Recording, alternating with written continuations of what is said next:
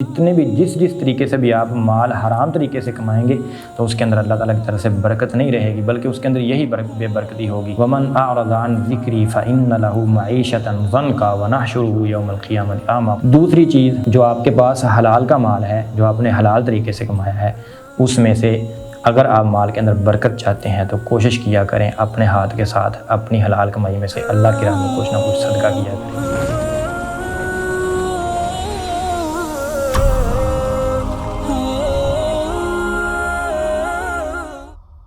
ان شکرتم لازیدنکم ولئن کفرتم ان عذابی لشدید۔ بہت سارے لوگ معاشرے کے اندر، سوسائٹی کے اندر اس بات کی شکایت کرتے ہوئے نظر آتے ہیں کہ دیکھیں جی، ہماری منتھلی پروفٹ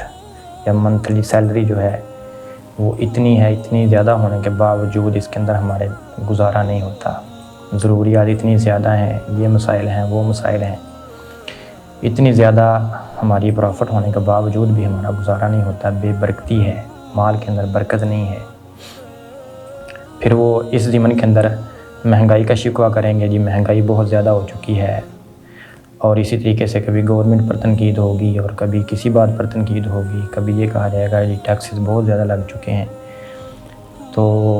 میں یہ ساری باتیں مانتا ہوں، یقیناً ایسا ہے، اس میں کوئی شک نہیں ہے، مہنگائی بھی ہے، ٹیکسز بھی ہیں، یہ سارا کچھ ہے، لیکن اپنے مال کے اندر برکت حاصل کرنے کا میں آپ کو ایک نسخہ بتانا چاہتا ہوں، چند ایک باتیں آپ کے سامنے رکھتا ہوں۔ اگر ہم سب لوگ اس کے اوپر عمل کریں تو انشاءاللہ مجھے امید ہے کہ اللہ رب العالمین ہمارے تھوڑے مال کے اندر بھی برکت ڈال دیں گے، اور تھوڑا مال بھی ہماری ضروریات کے لیے کافی ہو جائے گا۔ تو اس کے لیے جو سب سے پہلی بات ہے میرے عزیز اور محترم بہنوں اور بھائیوں، وہ یہ ہے کہ کم از کم آپ اپنے مال کی کمائی کے بارے میں اس چیز کے اوپر لازماً غور کریں کہ کہیں میری کمائی کے اندر کوئی حرام کا پیسہ شامل تو نہیں ہو رہا، کیا میری ساری کی ساری کمائی جو ہے وہ حلال کی ہے۔ اگر آپ کی کمائی کے اندر حرام کی آمیزش ہوگی تو یقیناً اس کے اندر سے برکت اٹھ جائے گی، وہ مال با برکت نہیں رہے گا۔ اور حرام کی آمیزش کا یہ مطلب ہرگز نہیں ہے کہ آپ سود کھا رہے ہیں تو پھر ہی آپ کا مال حرام ہے، آپ رشوت لے رہے ہیں سرے عام تو پھر ہی آپ کا مال حرام ہوگا، نہیں،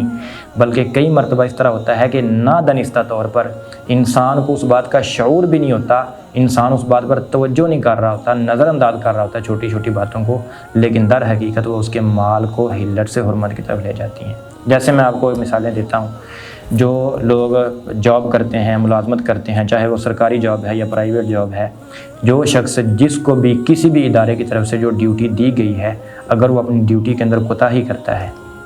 جتنا ٹائم ادارہ اس سے مانگ رہا ہے، اگر وہ شخص ادارے کو اتنا ٹائم نہیں دے رہا، اپنی ڈیوٹی کے اندر کمی اور کوتاہی کر رہا ہے، تو میں یہ سمجھتا ہوں کہ اس کی جو ساری کی ساری سیلری ہے وہ اس کے لیے حلال نہیں رہتی، کیونکہ جس چیز کی سیلری آپ کو دی جا رہی تھی وہ ڈیوٹی آپ نے ادا نہیں کی۔ اسی طریقے سے جو ماپ تول کے اندر کمی اور بیشی ہے، یہ آپ کے مال کے اندر حرمت کی آمیزش کو شامل کرنے کے لیے کافی ہے۔ اسی طریقے سے دودھ کے اندر پانی کی ملاوٹ کرنا،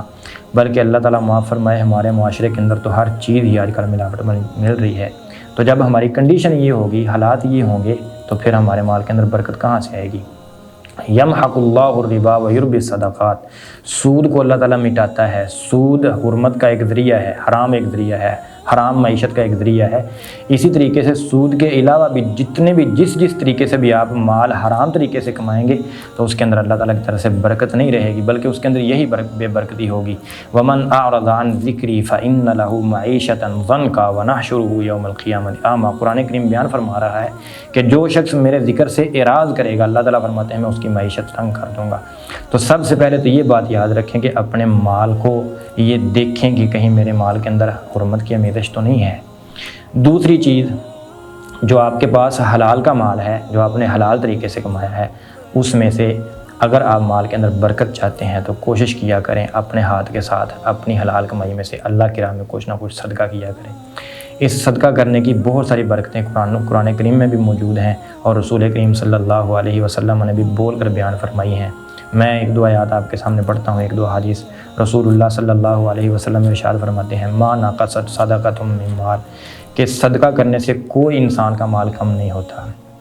الشیطان یعدکم الفقر ویأمرکم بالفحشاء، اللہ تعالیٰ فرماتے ہیں کہ شیطان تمہیں فقیری کی دھمکی دے گا کہ تم فقیر ہو جاؤ گے، تمہارا مال ختم ہو جائے گا اگر اللہ کی راہ میں صدقہ کیا۔ اللہ فرماتے ہیں ایسا نہیں ہے۔ واللہ یعدکم مغفرۃ منہ وفضلا، اللہ تعالیٰ تمہارے ساتھ اپنی بخشش اور فضل کا وعدہ کرتا ہے کہ تم میری راہ میں خرچ کرو تو میں تمہیں فضیلت کے ساتھ اور بڑھ چڑھ کر دوں گا۔ مثل الذین ینفقون اموالہم فی سبیل اللہ کمثل حبۃ انبتت سبع سنابل فی کل سنبلۃ مئۃ حبۃ واللہ یضاعف لمن یشاء واللہ واسع علیم۔ یہ قرآن کریم کی آیات ہیں۔ اسی طریقے سے احادیث کے اندر بھی رسول کریم صلی اللہ علیہ وسلم نے اس کی بہت ساری فضیلت بیان فرمائی ہے، اور جس سے یہ معلوم ہوتا ہے کہ صدقہ کرنے سے انسان کا مال کم نہیں ہوتا بلکہ اس کے اندر اضافہ ہوتا ہے۔